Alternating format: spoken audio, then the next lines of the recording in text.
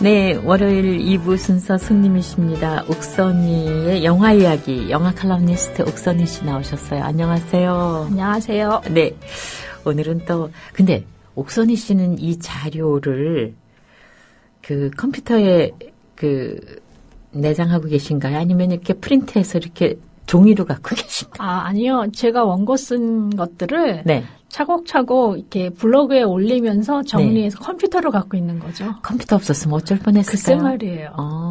그래서 최근에 제가 봄단장 하려고 집 정리하다가 보니까 옛날에 왜 그 네모난 디스켓 있었잖아요. 네네네. 네, 그거가 엄청 쏟아져 나오는 거예요. 네. 거기로도 다 보관되어 있더라고요. 네. 근데 만약 정말 컴퓨터에 무슨 문제가, 인터넷에 네. 문제가 생기면 이거 네. 어떡하죠? 그래서 제가 원래 제가 만지면 멀쩡하던 기계도 다 망가지거든요. 저도. 네, 컴퓨터에 대해서 항상 켜고 끌 때마다 불안감이 좀 있어요. 날아가면 어떡하나 이런. 어떤 분들은 블로그를 한 뭐 두 개나 뭐 다른 네. 그 시스템으로 네네. 만드신 분들도 계시더라고요. 네, 그래서 유클라우드 뭐 이런 데도 네. 저도 저장하고 여러 가지 방법을 쓰려고 하고는 있습니다. 네, 세상은 편리해졌지만 정말 이거를 컴퓨터 쓰기 전에는 그 네. 엄청난 양이잖아요. 네. 네. 왜냐하면 매주 갖고 오시는 제 옥선희 씨의 자료도 프린트를 하면 벌써 몇 장이 돼요. 대단한 양이세요. 자, 오늘 어떤 영화입니까? 이렇게 꽃이 빨리 네. 필 줄 알았으면 꽃 얘기를 할 건데 네. 미리 준비한 것은 윌리엄 네. 세익스피어 영화들이에요. 네. 그러니까 윌리엄 세익스피어 원작 희곡을 바탕으로 한 영화들이 되겠죠. 네. 올해가 세익스피어 탄생 450주년을 맞는 해라고 해요. 네. 64년에 태어나서 1564년에 태어나서 1616년에 세상을 떠났으니까요. 네. 그래서 그 리오나르도 디캐프리오가 주연한 로미오와 줄리엣도 네. 재개봉한다고 그래요. 네네네. 네, 그래서 윌리엄 세익스피어 희곡 원작 영화들을 한번 두 차례에 걸쳐서 소개해드릴까 합니다. 네. 사실 성경하고 세익스피어 희곡은 책이 아닌 영화로도 완전히 독파할 수 있을 정도로 작품 수가 어마어마합니다. 네. 그리고 영화 수준도 평균 이상들이고요. 네. 사실 세익스피어 희곡은 뭐 다양한 장르, 뭐 애니메이션이나 오페라나 네. 여러 가지로 재해석되고 있으면서 네. 그래서 창작의 원천이나 영감이 되고 있는데요. 네. 그리고 일본 감독 미조구치 겐지의 경우는 영화계의 세익스피어라는 그 칭찬을 들을 정도로 세익스피어와 비교되는 것은 정말 네. 더할 수 없는 영광으로 여겨지곤 합니다. 네. 영어도 짧은데 고어에다 운율까지 챙기면서 세익스피어 네네네. 희곡을 읽기는 정말 힘들죠. 네. 그래서 원전을 읽지 못하는 안타까움을 영화로 대신해 보시면 어떨까 하고 했고요. 그래서 국내 개봉된 세익스피어 작품들만을 모았고요. 네. 오늘 소개해드리는 방향은 이렇게 콘텐츠를 어떻게 해석해 가는가, 시대에 따라서 어떻게 원작을 새롭게 해석을 하가면서 새로운 의미를 부여하는가 이런 네. 측면에서 들어주시면 좋겠습니다. 네. 그래서 가끔 이런 소개를 할 때면 뭐 춘향전이나 심청전 같은 우리나라 고전을 새롭게 해석하는 영화들이 없는 거가 참 아쉽다 하는 생각이 들곤 합니다. 네. 먼저 4대 비극부터 시작을 해야 되겠죠? 네. 햄릿, 오셀로, 맥베스, 리어왕 이렇게가 4대 비극인데요. 먼저 네. 햄릿 얘기부터 하겠습니다. 사실 세익스피어 이야기를 하면서 가장 많이 듣는 인물, 그러니까 세익스피어 작품을 가장 네, 많이 영화로 네. 만드는 사람들을 이름이 계속 나올 거예요. 네. 오스넬스, 로렌스 올리비에, 케네스 브레너, 프랑코 제피렐리, 그리고 알파치노까지 네. 이런 사람들이 세익스피어 작품에 굉장히 관심들을 많이 기울이고 있는 영화인들인데요. 그 햄릿의 경우는 그 로렌스 올리비에가 만든 작품도 있고요. 그 다음에 이제 오늘 소개해드릴 작품은 90년도 작품인데요. 프랑코 제피렐리, 이탈리아의 오페라 연출가였는데 네, 네. 이분이 이제 세익스피어에 굉장히 심취해서 굉장히 많은 작품을 만들었는데 제페릴리 영화는 그래도 볼 게 참 많아요. 네, 그죠? 이렇게 좀 이렇게 달콤하다고 할까? 네, 약간 그렇게 하죠. 볼거리도 많고 의상이나 네. 뭐. 근데 90년도에 만든 햄릿의 경우는 멜 깁슨이 네. 햄릿 역할을 맡아서 굉장히 화제가 됐었어요. 청년. 예, 좀 젊었을 때긴 하지만 네. 그 매드맥스나 레셀레폰 같은 네. 액션 영화에 출연해왔던 배우가 이렇게 고뇌하는 햄릿을 연기를 해서 굉장히 화제가 됐었고요. 그 연기파 배우들의 협연이라든가 카메라, 의상, 음악이 그 제피렐리 표 영화라는 네. 것을 말해줬던 그런 그렇죠. 작품이에요. 또 음악이 빠질 수 없겠죠. 네. 네. 그 다음에 이제 케네스 브레너를 얘기해야 되는데요. 네. 로렌스 올리비에의 제레. 그렇게 이제 처음 등장했을 때 그런 네. 칭찬을 들었은 네. 감독이자 배우인데요. 셰익스피어를 워낙 좋아해서 굉장히 많은 작품들을 네. 그 영화로 만들었어요. 96년도 작품인 햄릿 외에도 헨리 5세, 헛소동, 그다음에 As 네. You Like It 뭐 그런 작품들을 만들었고 셰익스피어의 누이라는 영화를 만든다고 했었는데 네. 그 작품은 어떻게 완성이 안 된 모양이에요. 그럼 여기 케이스 브레너의 영화에는 햄릿에 누가 나왔어요? 본인이 출연하죠. 아, 그래요? 그러니까 햄릿 영화를 아마 하는 감독을 하는 이 큰 이유 중에 하나가 네. 본인이 네. 그 전극 배우 출신이니까 아마 네. 그런 것 같아요. 근데 누가 더 우리가 상상하는 햄릿에 더 비슷해요? 멜 깁슨이에요? 케이스 브레너예요? 케네스 브레너였던 것 네. 같아요. 물론 로렌스 올리비에가 제일 훌륭하긴 합니다. 네. 워낙 옛날 작품이라 그렇죠. 국내에 소개가 안 됐던 걸로 알고요. 그러면은 이 두 작품이 6년 상관으로 만들어진 거잖아요. 네네. 아유, 참, 감독으로서도 모험이. 네네. 네. 근데 이 햄릿은 242분짜리예요. 거의 4시간 가까운 거죠. 그래서 그 오리지널에 굉장히 충실한 그런 네. 영화로 만들었고요. 케네스 브레너는 햄릿 만들기라는 또 영화를 95년도에 발표한 적이 있어요. 네. 이제 원제목이 In the Bleak Midwinter인데요. 그 햄릿을 무대에 올리려는 가난한 아마추어들 이야기예요. 아, 네. 그러니까 오디션에서 떨어지는 배우, 동성애자, 네, 네. 노인, 미망인 등이 시골의 아주 퇴락한 교회에서 크리스마스 이브 공연으로 햄릿을 올리기로 합니다. 네. 그 과정에서 과거의 상처를 극복하고 이해하고 그리고 자기 자동차를 팔아서 경비를 대고 뭐 이런 예술 열정과 그 치유 과정을 그린 작품이라고 할 수 있는데요. 네. 고전 선율도 아주 좋았고 그래서 이렇게 어떤 이제 뒤에도 나중에 소개해드리겠지만 네. 셰익스피어 희곡 영화들은요 단순히 그 원작을 중심으로 해서 영화를 만든 것 외에도 이것들을 만드는 사람들 이야기에도 네, 굉장히 네. 많이 관심을 기울이는 영화인이 많습니다. 네. 자 이렇게 해서 이제 햄릿 차례는 끝났고요. 네. 다음은 오셀로입니다. 그 오슨 웰스가 만든 52년도 작품이 제일 먼저 첫 선으로 꼽아야 될 것 같은데요. 네. 원제목은 The Tragedy of Othello, 네. 또 Moor of Venice 이렇게 되겠습니다. 베니스의 무어인. 네. 네. 당연히 오슨 웰스가 자신이 출연을 했죠. 어. 네, 연출하고 출연을 했는데 네. 질투심 때문에 정숙한 아내 데스데모나를 죽이는 무어인 오셀로의 비극을 영화 천재인 오슨 웰스가 무려 4년의 악전 고투 끝에 완성했다고 그래요. 네. 왜 이런 일이 벌어졌냐 하면 오슨 웰스가 천재라는 것은 너무나 분명하지만 그 사람이 시대를 너무 앞서갔잖아요. 네. 그래서 그 사람 작품이 흥행이 잘 안 됐기 때문에 뭐 돈 주는 사람도 없었고 그래서 찍다가 쉬다가 하면서 4년이나 걸려서 겨우 완성을 했다고 그래요. 네. 그리고 칸네 영화제 대상이 말해주듯이 당대 셰익스피어 극 중에 최고라는 찬사가 부끄럽지 않은 그런 명작이에요. 네. 사실 영화를 좀 관심 있게 보는 분들이라면 영화사의 걸작으로 첫 손꼽히는 시민 케인과 이 작품을 26살에 만든 오슨 웰스의 천재성에 관한 이야기를 아주 귓다갑게 들어보셨을 거예요. 근데 막상 그 어마어마한 걸작이라는 시민 케인을 보고서 왜 걸작인지 잘 모르겠다. 실망하시는 분들을 덜어보게 돼요. 왜 우리가 영화라면은 기대하는 뭐 로맨스 영화라든가 뭐 네. 달달한 영화 이런 게 아니고 네. 굉장히 그 생각을 요구하는 영화이기 때문에 그럴까요? 네. 그래서 저도 사실 기대치가 너무 커서 그랬는지 주제와 영화 형식에 대한 이해가 부족했던 때문인지 하여튼 저도 시민 케인을 보면서 아직도 여러 번 되풀이해 보면서도 이게 영화사의 첫 손꼽히는 걸작이다 하는 네. 데에는 저도 잘 납득이 안 가고 있거든요. 그런데 네. 그가 만든 오셀로를 보면서 이래서 천재라는 거구나 하고 감탄을 하게 되었습니다.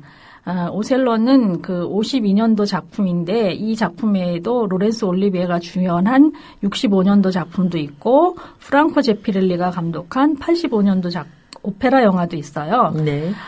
그래서 그리고 또 거기다가 오셀로가 아주 중요한 극 진행 요소가 되는 조지 큐커 감독의 이중 인생까지 포함해 보면 얼마나 많은 뭐 오셀로와 셰익스피어 원작들이 그 현대에 있어서 의미를 이렇게 자꾸 되풀이되면서 우리를 생각하게 해주는지 그런 생각이 들곤 하는데요. 네.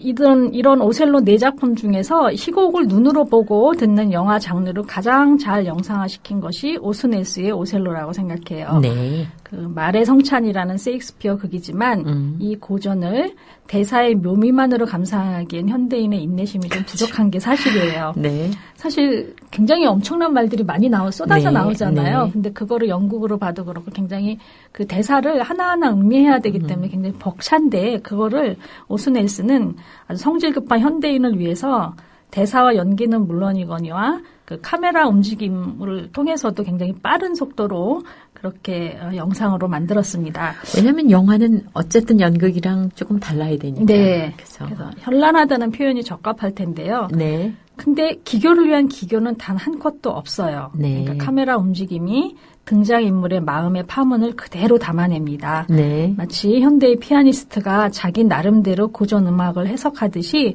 오슨 웰스는 카메라로 세익스피어를 해석하려 한 것이 아닌가 싶었습니다. 네, 오슨 웰스의 영화 포스터가 올라왔습니다. 네. 나르데스님이 올려주셨는데 지금 오셀로 데스데모나가 누구죠, 배우가? 데스데모나가요. 마이클 잘 모르겠는데요. 네, 잘 생각이 안 나네요. 네. 아마 누군가 로렌스 올리비에의 그 햄릿을 올려주신 분은 오케이 마리님입니다. 네. 진짜 참 검색의 세상은 놀랍고도 아니 그리고 네. 방송을 들으시면서 이렇게 빨리 검색하시는 능력이 저는 항상 감탄하는데요. 저기 멜 깁슨의 햄릿도 올랐는데 이 여자 누구죠? 글렌 클로즈가 어머니로 나왔어요. 네네네.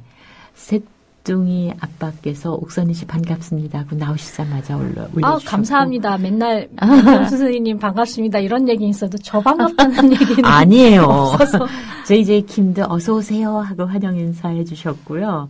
네, 하여튼 이 포스터 보는 재미도 꽤 큽니다. 네. 분위기를 알 수 있을 것 같아요. 정말 오슨 웰스 이 포스터도 아주 재밌습니다. 나르디스님 고맙습니다. 네. 마치 무슨 그리스의 무슨 영웅 같은 그런 모습이에요. 오슨 웰스는 정말. 네. 그래서 아마 오슨 웰스의 그 오델로를 본 만일에 세익스피어가 봤다면 자신의 의중을 정확히 짚어낸 데 대해서 크게 만족하지 않았을까 싶습니다. 네. 그다음에 또 다른 오델로로는 프랑코 제피렐리의 영화가 있어요. 그러니까 이게 국내 출시될 때 말들이 조금씩 달라요. 그러니까 오슨 웰스의 그 영화는 오셀로라고 표현이 돼요. 우리말 제목이 붙었고요. 프랑코 제피렐리 영화는 오델로라고 붙어 있어요. 플라치도 도밍고하고 카치아 리케아벨리가 노래를 한 1986년도 작품입니다. 세익스피어 원작의 베르디가 곡을 쓴 오페라를 영화로 옮겼고요. 네. 오페라 연출가 출신인 제피렐리는 그 한정된 무대를 넘나드는 역동성 넘치는 카메라와 화려한 세트, 우아한 의상, 아름다운 풍광, 귀를 즐겁게 해주는 클래식 음악을 선물을 합니다. 네.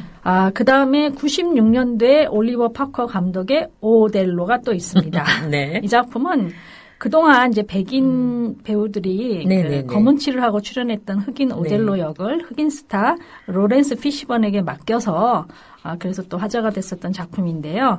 배드신이 굉장히 아름답고요. 그게 현대화에 많은 공을 들였습니다. 네, 나르데스님이 포스터를 계속 올려준 것 중에 하나가 이제 그 플라시도 도밍고가 나오는 그 오페라 영화의 포스터도 올라왔어요. 네, 오델로. 근데 지금 옥선희 씨하고 계속 누가 오델로에 가장 가까운가 이렇게 얘기를 서로 나눴었는데 저는 플라시도 도밍고입니다. 보는 것만으로는 플라시도 도밍고가 제일 제가 생각했던 오델로에 가까운데요.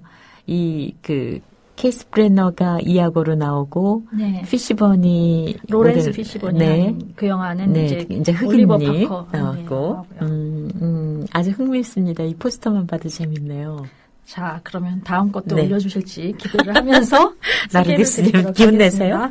네. 자, 다음은 4대 비극 중에 하나인 맥베스입니다. 네. 2006년도 작품이 호주 감독에 의해서 나왔어요. 네. 그 러셀 크로우가 그 청년 아주 젊고 풋풋할 때 출연했던 이유 없는 반항. 네. 우리 제임스 딘 출연한 네네. 이유 없는 반항이 아니고 언제 네. 먹이 롬퍼 스톰퍼라는 작품인데 1992년도 작품인데 이거를 호주에서 만들어서 아주 유명해진 제프리 라이트가 만든 맥베드에는 출연진이 아바타, 타이탄, 터미네이터 4 같은 그런 액션 영화에 많이 출연하는 영국 배우 샘 워싱턴이 주연을 맡았어요. 네. 맥베드는 세계적인 극작가 세익스피어 4대 비극 중에서 가장 짧고 스토리 전개와 템포가 빨라서 많은 사람들의 꾸준한 사랑을 받고 있는 작품이고 또 현대적으로 번안하기 좋은 작품이에요. 네. 그래서 그런지 이 제프리 라이트 감독의 맥베드는 현대로 이렇게 장소를 옮겨서 스코틀랜드판 범죄 조직 영화로 만들었어요. 네네. 주제라고 한다면 아름다운 것은 추하고 추한 것은 아름답다. 뭐 이런 대사도 나오는 네. 그런 영화인데요. 간단히 어떤 식으로 현대화했는지 한번 잠깐 줄거리를 소개해드리겠습니다. 조직의 배신자의 그 반역을 제압하면서 능력을 인정받은 맥베드는 코터 지역의 새 주인이 됩니다. 그러던 중에 맥베드 앞에 아름다운 새 마녀가 나타나죠. 네. 환영처럼 느껴지는 그 마녀들은 맥베드에게 앞으로 벌어질 일에 대한 예언을 합니다. 네. 코더의 주인은 될 수 있지만 조직의 보스는 벤코우의 아들이 될 것이라는 예언을 한 거죠. 네. 얼마 전에 자식을 하늘로 먼저 보낸 뒤 상실감과 우울함이 극에 달아있던 맥베드 부인은 네. 자신의 공허함을 맥베드의 성공으로 채우고자 합니다. 그래서 어느 날 맥베드 집에 모인 보스와 조직 일원들이 웃고 즐기며 한바탕 술잔치를 벌이고 있을 때 네. 맥베드와 그의 부인이 보스를 죽이고 잠든 경비들에게 죄를 뒤집어 씌웁니다. 이렇게 내용은 그대로 맥베드에서 가져왔지만 현대 네. 스코틀랜드 그 갱 조직에 이걸 적용을 했다는 게 굉장히 재미있어요. 네. 현대화시키긴 했지만 원작에 있는 대사를 그대로 차용했고요. 전체적인 분위기와 대사 처리 등을 아주 고전적인 느낌으로 그려내서 고전과 현대의 맥베드를 모두 느껴볼 수 있도록 했습니다. 네. 샘 워싱턴은 실제 고전 속 맥베드를 보는 듯한 아주 실감나는 연기와 다양한 감정 변화를 겪고 그 속에서 고통스러워하다 미쳐가는 맥베드의 캐릭터를 완벽하게 소화해냈습니다. 네. 호주 영화제에서 미술, 의상, 촬영상을 받았지만 작품 면에서는 썩 좋은 평가를 받지 못한 게 좀 아쉽습니다. 맥베스 올라왔습니다. 샘 워싱턴. 네. 아주 깽영화 포스터죠. 딱 네. 보면. 네. 네. 그리고 천 에이커도 네. 지금 벌써 올려주셨는데요. 미셀 파이퍼죠? 네. 천 에이커가 이제 리어왕을 소재로 한 영화라서 천 네. 에이커를 소개해드리겠습니다. 네. 이 작품은 조슬린 모어하우스 감독 작품으로 97년도 작품이에요. 네. 91년도에 퓰리처상을 받은 제인 스닐리의 소설의 원천이 바로 리어왕이고요. 그러니까 천 에이커도 당연히 리어왕 그 모티브를 읽을 수 있는 거죠. 네. 아이오와 농장을 배경으로 해서 그릇된 아버지의 권력으로 인해서 망가져가는 세 딸의 정신적, 육체적 피해를 그리고 있어요. 네.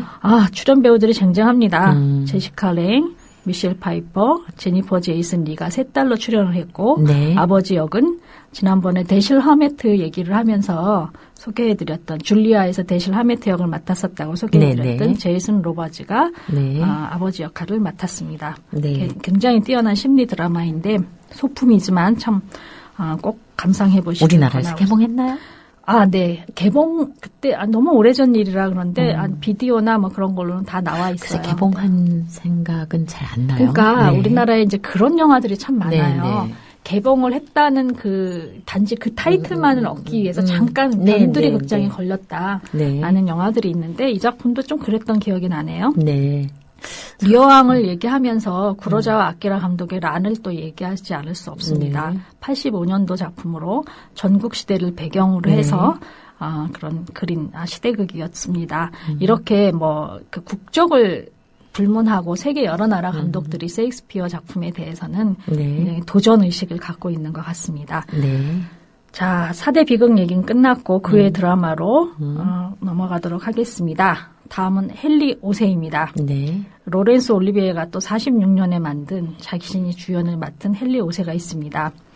그 셰익스피어 희곡 영화의 선구자인 올리비에 경이 2차 대전에 처한 영국민의 사기를 높이기 위해 만들었다고 해요. 네. 원작의 그 시공간적 사실성을 충실히 재현한 점은 아주 높이 평가받았습니다. 그 로렌스 올리비에는 워낙 이제 오래전 분이기 때문에 네. 지금 우리나라에서 기억하는 세대들이 이제 점점 네, 없어지고 층이 있죠. 얇아지고 있는데 네. 원래가 그 셰익스피어 전문 연극 배우였죠. 네. 영국에는 셰익스피어 극단도 있고 셰익스피어 전문 그런 뭐 학교도 있고 그렇다고 들었는데 네. 거기서 이제 했던 배우 중에 가장 유명한 배우가 아마 로렌스 올리비에일 것입니다. 네. 그리고 최근에 이제 월트 디즈니와 메리 포핀스 작가의 이야기를 그린 세이빙 미스터 뱅크스 그 영화에 보면 그 영국 그 메리 포핀스 작가가 자기 메리 포핀스에 출연하는 배우가 남자 배우가 반다이크라는 얘기를 듣고 헐리우드 배우 반다이크라는 얘기를 듣고 아 배우도 아니다.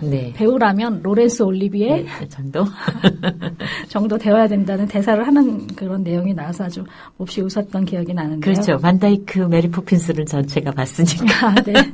근데 그 영화에서는 메리 포핀스에서 반다이크가 당연히 잘 어울리는 배우였죠.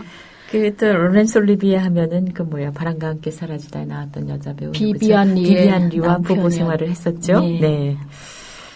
그 다음에 이제 케네스 브레너가 또 도전을 안 할 수가 없는데요. 헨리 5세를 89년도에 만들었어요. 엠마 톰슨하고 같이 만들었는데, 셰익스피어 희곡 영화에 몰두했던 케네스 브레너가 29살 때 작품이에요. 그러니까 아주 이 사람도 젊은 시절부터, 오슨 웰스나 로렌스 올리비에나 케네스 브레너는 아주 젊은 시절부터 셰익스피어에 도전했던 그런 야심가들이라고 할 수가 있겠습니다. 그런데 이제 한 가지 질문이 떠오르네요. 셰익스피어 영화에 적합한 배우의 조건은 어떤 것일까요? 그게 시대에 따라 참 달라지는 것 같아요. 뒤쪽에서 이제 제가 조금 이따 알파치노의 뉴욕 강시곡 같은 걸 소개해 드릴 텐데요. 그 작품 그런 데서도 볼 수 있듯이 어떤 적합하다는 것은 그 시대나 그 만들려는 사람의 의도나 이런 거에 따라서 달라지겠네요. 멜 깁슨을 택했을 때는 또 그런 다른 느낌이 있고 로렌스 피시번 같은 흑인 배우를 택할 때 그런 게 감독 연출력인 거니까요. 정답이 있다고 할 수는 없겠습니다. 다음은 리차드 3세로 넘어갑니다. 리차드 3세는 96년도에 만들어진 리차드 롱클레인 감독의 작품이 아주 유명합니다. 이안 맥컬린과 아네트 베닝이 주연을 맡았는데요. 리차드 3세는 쿠데타의 교과서라고 불리고 있는데요. 셰익스피어 희곡 중에서 가장 사악한 주인공이 등장하는 작품으로 알려져 있습니다. 그래서 이 원작의 리차드 3세를 리차드 롱클레인 감독은 장미전쟁 말미를 장식한 리처드 클로세스터의 야욕과 계략을 그 1930년대 영국의 시민 전쟁터로 옮겨와서 아주 폭풍 같은 감정 소비가 필요한 그런 영화를 만들었습니다. 지금 헨리 5세 스타를 지금 나르디스님과 오케이 마리님께서 동시에 올려주셨습니다. 경쟁하고 계신 것 같아요. 이 검색이 이렇게 빨리 가능한가? 저도 그게 놀랍습니다. 영어를 엄청 잘하시거나 아니면 컴퓨터의 성능이 엄청 좋으시거나 대단하세요. 히어링 능력도 대단하신 것 같고요. 자, 리차드 3세에 대해서 또 알파치노의 뉴욕 강시곡이라는 작품을 소개해드리지 않을 수 없습니다. 알파치노가 위대한 배우라는 것은 알고 있지만 다른 배우들에 비해서 감독을 하고 있다는 사실을 알고 계신 분들은 그렇지 많지 않은 것 같아요. 뉴욕 강시곡은 96년도 작품으로 원제목이 Looking for Richard예요. 그러니까 리차드 3세를 영화화하기로 한 알파치노가 그 작품을 만들어가는 과정을 담은 다큐멘터리이기도 하고 극영화이기도 한데요. 알파치노는 행인들에게 셰익스피어 희곡을 어떻게 생각하느냐고 묻습니다. 대본 연습, 토론, 리허설이 있는가 하면 셰익스피어 생가를 방문하기도 하고요. 셰익스피어 전문 학자 등과의 인터뷰까지 실시한 아주 분방한 형식의 빼어난 작품입니다. 알파치노는 리처드 3세를 영화화하려는 감독 자신으로 등장하면서 극중극에서는 리차드 3세로 분하고 있어요. 그리고 내레이션과 제작도 맡았어요. 대단하죠. 그러니까 이 사람들이 셰익스피어에 이렇게 참작하는 것이 무궁무진하게 변화의 제작을 할 수 있기 때문에 네. 그런 것 같네요. 네. 네. 뉴욕 대학 강의에서 나는 세익스피어 광이다라고 밝힌 바 있는 알파치노는 네. 이 알파치노의 뉴욕 강시곡이라는 작품에서 세익스피어에 대한 사람들 생각을 알고 싶었고 네. 세익스피어에 대한 열정과 생각을 나누고 싶었다고 자신의 연출 의도를 내레이션합니다. 네. 출연진이 정말 쟁쟁해요. 케빈 클라인, 제임스 올머스와 같은 배우에서부터 행인, 그리고 극중극인 리차드 3세의 주연을 맡은 배우들. 네, 리차드 3세도 올라왔죠. 담배 네, 피는. 두 분께서 같이 올려주세요. 오케이 마리님하고 나르데스님이 계속 지금 올려주고 계십니다. 네. 그리고 이제 극중극인 리차드 3세의 주연을 맡은 배우들로는 해리스 율린, 페넬로페 알렌, 알렉 본드인, 위노나 라이더, 케빈 스페이시, 레리 브리그만 등 쟁쟁하죠. 네. 이런 배우들에게 직접 세익스피어와 리차드 3세에 대한 생각을 물어봐요. 정말 새로운 시도로군요. 네. 네. 그리고 영국으로 날아가서는 영국의 위대한 배우들 존 길거드, 바네사 레드그레이브, 케네스 브레너, 세익스피어 그 연구자 등의 견해를 귀담아 듣기도 합니다. 그리고 세익스피어의 생가를 방문하고 그가 네. 공연했던 극장이라든가 박물관을 방문해서 영화 리차드 3세의 영감을 얻기도 합니다. 네. 인터뷰와 방문 틈틈이 리차드 3세에 대한 연습을 하는 장면이라든가 해석하는 장면, 리허설, 실제 촬영 장면이 삽입됩니다. 네. 거기다가 세익스피어 원작 희곡 영화들이 왜 미국에서 성공하지 못했는가, 그리고 영국 배우에 대한 미국 배우들의 컴플렉스, 네. 그리고 정말 있죠.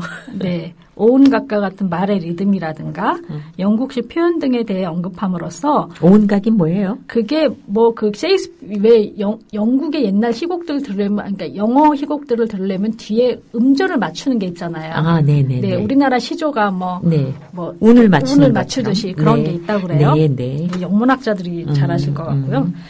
그런 말의 리듬이라든가 영국식 표현 등에 대해 얘기함으로써 이제 세익스피어 극에 대해서 관객의 이해를 도와주기도 하는 거죠. 한편으로는. 영화를 만드는 과정을 보여주면서 리차드 3세를 실현을 하고 공부까지 시켜주는 겁니다. 네, 이 네. 세 개의 뿌리가 알파치노의 1인 통제하에 아름드리 나무로 성장하는데요. 네. 리차드 3세가 악몽을 꾸는 장면의 격렬한 영상하고 기막힌 편집쯤에 이르면 이 나무를 올려다보기가 굉장히 버거워집니다. 네. 영화 속의 스태프들도 필름이 남았다고 하면 더 찌그러들 거야. 그러면서 쉬쉬하면서 감독 알파치노의 완벽주의에 손을 내줬습니다. 근데 하여튼 이거 보면은 리차드 3세를 딱 졸업하는 거네요. 네, 그렇습니다. 네. 뉴욕 영화제 감독상을 수상한 뉴욕 강시곡은 영화를 준비하는 감독의 자세에서부터 작품에 대한 지적인 탐구, 예술적 영감의 구현, 내외적인 통제력 등 모든 미덕을 엿볼 수 있는 영화입니다. 네. 또 출연 배우들의 쟁쟁함은 로버트 알트만 영화, 이 사람 영화에 아주 쟁쟁한 배우들이 많이 출연하는 것으로 유명한데 네. 그 알파치노의 뉴욕 강시곡도 그에 못지 않습니다. 네. 그래서 누가 배우 이름 알아맞히기 무슨 게임 같은 거 하셔도 아주 재미있게 보실 수 있을 것 같아요. 감독으로서의 알파치노는 국내에 거의 알려지지 않았는데요.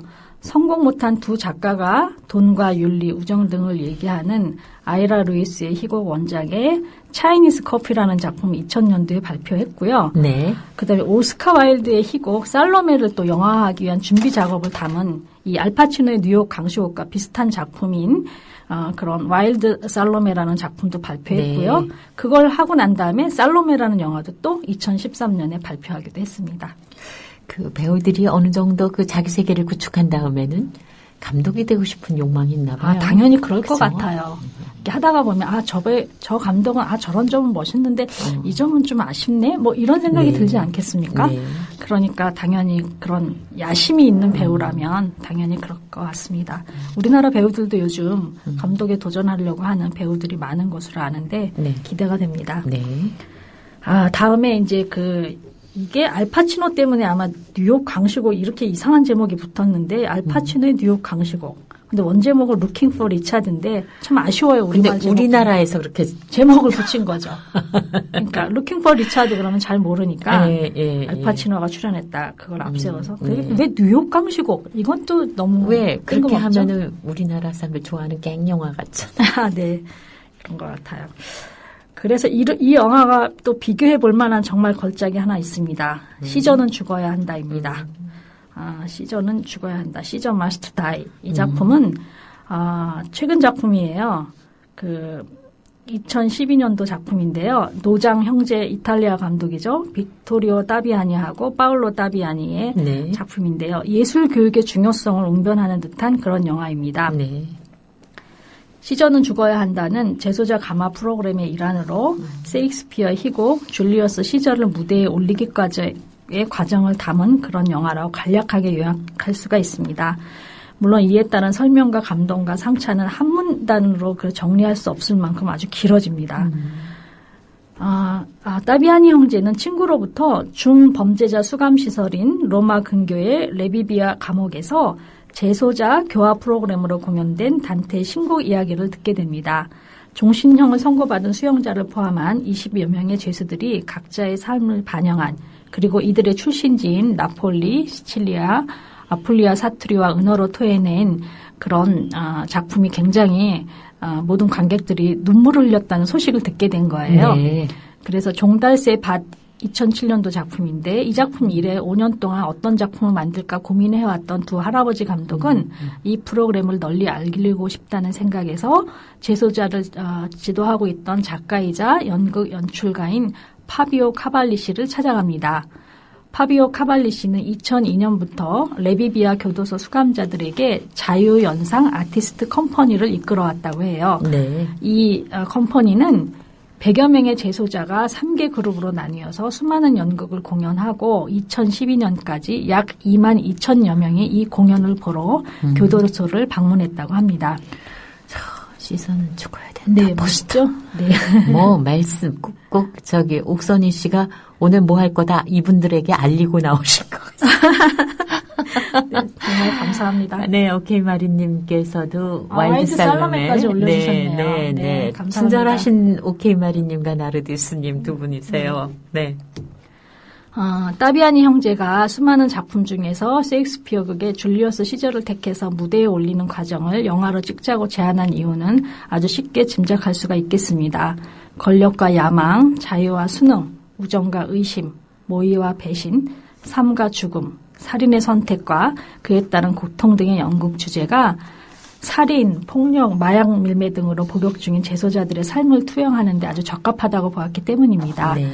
고대 로마 영웅들의 허세와 방심과 순간적 판단 실수와 이 실행으로 야기된 비극은 재소자들의 그것과 크게 다르지 않아서 10여 년 넘게 복역 중이던 비전문 연기자들로부터 엄청난 몰입의 경지와 무대를 내려왔을 때의 공허와 깨달음을 드러내리라는 걸 미리 예상한 것이죠. 네. 시저는 죽어야 한다는 연극 줄리어스 시저가 막을 내리고 관객의 환호에 답하는 배우들의 벅찬 표정으로 시작이 됩니다. 그 다음에 6개월 전으로 되돌아가서 화면은 흑백으로 바뀌고요. 연극 공연은 칼라로 보여주고 네. 열정적인 오디션 연기에서부터 연습 중에 의견 차이로 인한 다툼과 질문, 밤잠을 설치는 연습과 설레임, 그리고 배역과 자신을 동일시하는 데서 따르는 갈등 등은 흑백 영상에 담겨 있어요. 흑백 화면과 더불어서 교도소 마당과 복도, 수감시설, 도서관 등 이렇다 할 장식이 없는 아주 폐쇄적이고 네. 좁은 공간은 연극 줄리어스 그렇죠. 시저와 네, 똑같아요. 네. 연극 무대 같네요. 네. 사실 셰익스피어의 줄리어스 시저는 수차례 영화화된 바가 있습니다. 그중 가장 유명하고 시저는 죽어야 한다를 보면서 제가 떠올린 그런 작품은 조셉 맨키비치 감독의 53년도 작품 줄리어스 시저였습니다. 네. 루이스 칼런이 시저를 맡았고 그 유명한 목소리 너무 멋있는 배우입니다. 제임스 메이슨이 블루투스를 맡았고 네. 존 길거드경이 카시오스를 그리고 말론 브란도가 마크 안토니오로 분한 말 그대로 전설적인 대스타들의 네. 경연과 고전과 살인죄 등으로 복역 중인 죄수들의 그런 연극 연습 과정을 본다는 건 어불성설일지도 모릅니다. 맨키비치도 참 영화 많이 만드는 네. 감독 아니에요? 네. 그래도 이 두 영화를 비교해보고 싶어지는 것은 아마 네. 제가 받은 감동하고 생각거리가 비슷하기 때문일 것 같아요. 네. 사실 줄리어스 시저와 시저는 죽어야 한다는 셰익스피어의 줄리어스 시저에 기초한 극명화이고 인물 심리에 깊게 빠져들 수 있게 하는 최소한의 무대 장치와 흑백 영상이라는 공통점 외에는 같은 점은 전혀 찾아볼 수 없습니다. 줄리어스 시저는 셰익스피어 원작에 충실하고 전반부는 정치적 동반자인 시저 암살에 가담한 브루투스의 고뇌에 후반부는 아버지처럼 따르던 시저 암살에 복수하는 안토니우스의 행동에 비중을 두었습니다. 네. 셰익스피어의 희곡은 전곡을 찌르는 장황한 대사로 아주 유명한데요. 네. 대사 전달력이 뛰어난 그 제임스 메이슨은 기품 넘치게 연기하고 왜소한 체구의 말론 브란드는 땀을 뻘뻘 흘리면서 약간의 흥분 상태로 좀 웅얼웅얼하듯이 대사를 그렇게 하고 있습니다. 사실 시저는 죽어야 한다는 너무 많은 이야기를 해야 되기 때문에 이거 다음번에 또 연결해서 하실래요? 그러든지 아니면 다른 로맨스 영화로 넘어가든지 너무 무거운 영화라서요. 네. 그래서 여기서 음악을 들을 시간이 혹시 되는지 모르겠는데요. 아니요. 안 된다고 하시네요. 네. 그러면 여기서 셰익스피어 극 소개를 멈추도록 해야 되겠습니다. 네. 정말 너무나 많은 시대를 넘어서 그 예술가들을 자극하는 원전 텍스트를 이제 셰익스피어가 남기고 간 거죠. 그래 오늘 옥선희 씨 얘기를 들었습니다. 그리고 계속 포스터 올려주신 두 분께 감사드려요. 나르디스니 오케이마리님. 네, 오늘 끝곡이 되겠습니다. 정수년의 해금 연주로 세상에서 아름다운 것들 듣고요. 내일 이 시간은 아주 특별한 시간이 되겠습니다. 뉴스케이가 시작되고 또 여러분이 고대하셨던 시간이어서 우리 시대의 정의라는 것을 다시 한번 생각해 보고자 합니다. 천주교 정의구현사재단의 총무이신 김인국 신부님 전화 인터뷰와 동아투이의 박종만 위원 나오셔서 우리 시대의 언론 그리고 그 언론 자유가 태동됐던 그 시대로 다시 돌아가 보는 그런 특별한 시간 마련하겠습니다. 내일 아침 9시 기다려주세요. 안녕히 계십시오. 안녕히 계세요. 더불어 행복한 세상 너와 나의 꿈이 눈앞에 국민 TV